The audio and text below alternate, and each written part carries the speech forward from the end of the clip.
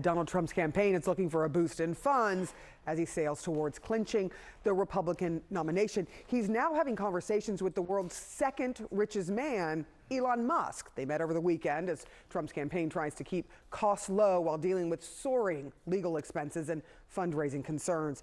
Also new this morning, after major Super Tuesday wins for both Trump and President Biden, the Biden campaign is making a case why the former president is, quote, wounded, dangerous, and unpopular. In a new memo, the campaign says Biden has a clear path to victory in November. CNN's Arlette Saenz is at the White House with more. What else is Biden saying in his campaign strategy? Well, Sarah, Biden campaign officials have long felt that Super Tuesday would be the moment that this race crystallizes for voters between President Biden and former President Donald Trump. And perhaps the latest proof point in that argument is the expectation that this morning Nikki Haley will drop out of the Republican presidential primary contest. One thing that the Biden campaign will be working towards in the coming months is trying to potentially peel off some of those Haley voters who have been turned off by Trump. Not just voters, but I've told also donors that they could also target as well. Senior campaign officials spoke to that in a memo last evening as they painted the former president as damaged and unpopular. In their Super Tuesday assessments, the two women leading the campaign, Jen O'Malley Dillon and Julie Chavez Rodriguez, wrote that, quote, a significant share of moderate and Haley voters across the country are saying that Trump cannot count on their votes in a general election. And that will be key for President Biden going forward. The campaign will try to tap into those Haley voters, try to tap into moderate, suburban voters as well. The campaign really believes that the issue of reproductive rights is a huge vulnerability for the former president and one that could work to their advantage come November. And they acknowledge that they anticipate this contest will be incredibly close. It comes as polling has shown, CNN's average of the poll of polls has found that there's no clear leader in this contest. I think that average is about 48% for Trump and 46% for President Biden. Now, President Biden certainly faces a host of challenges in his own re-election bid, trying to keep the coalition that elected him in 2020 together this time around. Also trying to address some of the growing discontent within the Democratic Party over his approach to the war, the conflict in Gaza. And then there are the questions that he has faced about his age and ability to serve in a second term. But the White House and the Biden campaign clearly believe that Super Tuesday and tomorrow's State of the Union address will be key for voters as they're trying to make their arguments for a second term in office. Arlette Saenz, thank you so much. All right, joining us right now to talk much more about this is CNN senior political commentator, former Republican Congressman Adam Kinzinger, and the senior campaign advisor to Donald Trump's 2020 campaign, Mark Lauder. It's good to see you guys. We've just handed some new reporting from Jeff Zeleny. Let's go through this together. Nikki Haley reached the decision to suspend her presidential campaign late Tuesday, an advisor said. An advisor said that going into the big day of voting, the Haley team had set a loose threshold of winning about 40% of the vote in several states to credibly stay in the race. And the decision to get out of the race is that a benchmark for staying in, that one, the benchmark wasn't set. What do you think of that?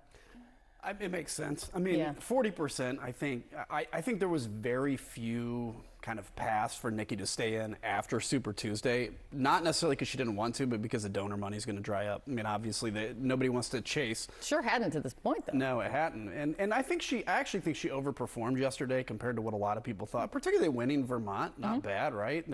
But yeah, I mean, for her, I think to go on past this didn't make much sense. 40% made sense as a threshold. I don't think there was anybody that realistically thought she'd get there. And so, yeah, it's just a two-person race now going forward.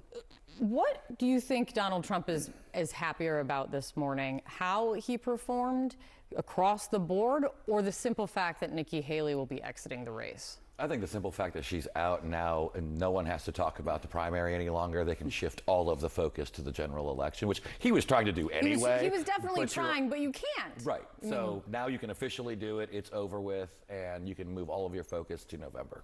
What counterintuitive? Were you impressed with Donald Trump's performance last night? No. You mean like in his speech?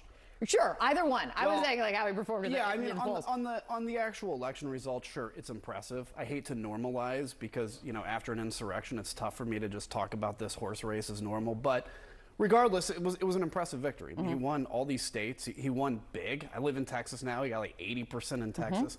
His speech was okay, I guess, if you have a low bar for him, which we do. But my issue was when he called America a third world country.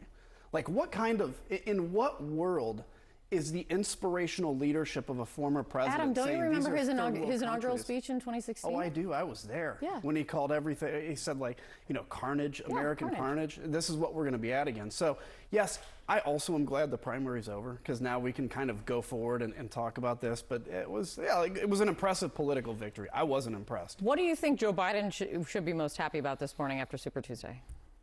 Well, that I guess the race is on. I mean, he now has one singular target. I think he probably knew that for a long time as well. But now, I mean, it's going to be a clear choice. And the difference is, and having worked on that 2020 campaign, the big difference is Joe Biden didn't have a record in 2020. He was hypothetical.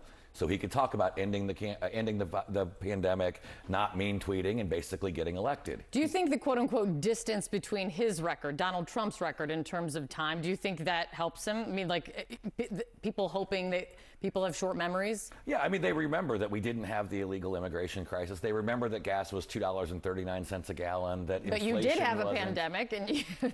We did have that as well, but before the pandemic, I think we had all of these things, and that's the point that Donald Trump's going to make, and Joe Biden is going to have to try to explain away. On that point, Congressman, the Biden campaign put out this memo this morning, Arlette was talking about it, saying after last night, they have a clear path to victory, is what the memo says, pointing to Nikki Haley's moderate voters and them saying in exit polls that Donald Trump might not be able to count on their vote. Republican voters saying Donald Trump might not be able to count on their vote come November.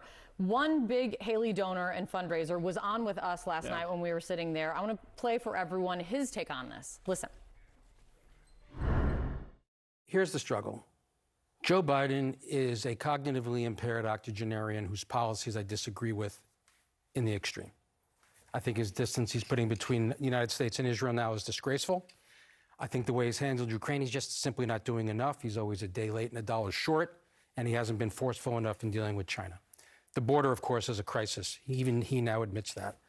So I can't vote Democratic. So can I vote Republican? Can I vote for Donald Trump? It's tough. Well, he says he doesn't want your support. Then how does he win? And how does he win? What do you think of that in terms of this now is part of the Biden strategy? They want to pull over those yeah, so this is how a lot of us feel. I mean, I feel politically homeless, and there's no way I'll vote for Donald Trump, period. So he can't win me over. But there are a lot of people that he could. And I think that's the challenge of the Biden team right now. Look, we have been so pre-programmed in this country to default to, I have to support a party. So I either have to, and so that's where people are at right now. Joe Biden is fighting with his left. Every Gaza interruption that happens, every scream, that kind of pushes the middle away. But he has a real opportunity. He's the guy that can do it if he can make his staff allow him to be Joe Biden. If they're going to drag him to the left, he's going to have a harder time. But he has to win people like me over. He'll win me over, but people like me over to win the presidency. Lindsey Graham was on CNN last night, Mark, and he said the path forward for Donald Trump in the general is to talk policy and contrast policy between him and Joe Biden. I think a contrast in policy is the key to getting these people, Nikki Haley voters, back on board. Do you think that's it? I mean, asked another way, do you think Donald Trump sticks with policy discussions? We know what his base reacts to. It's not necessarily on policy, it's on feeling. Well, but I think you can do both at the same time. I mean, you can talk about low gas prices. You can talk about the immigration crisis as both an emotional reaction and a policy prescription. And I think the challenge is that, like, if you go to the exit polling last night that I've seen from CNN and others, 85 to 90% of Nikki Haley's voters were satisfied with Joe Biden's leadership. That means they were probably not Donald Trump voters to begin with, even if they did vote for Nikki Haley. Meanwhile, if you go by the New York Times Siena poll, 10% of Joe Biden's 2020 support is now have buyer's remorse and flipping back to Trump. That's why I think when we look ahead to these battleground states and the national polls, I mean, remember, I think it was 3 points that Joe Biden beat Donald Trump in 2020 nationally to eke out 45,000 vote win in 3 states. It's now a 5-point swing where Donald Trump is leading by 2 points, according to the RCP average. We got a long general Long way to election go. ahead of us. We have now just realized this morning, this next chapter kicking off in full swing with Nikki Haley and her remarks starting at 10 a.m. It's great to see you guys. Thank you.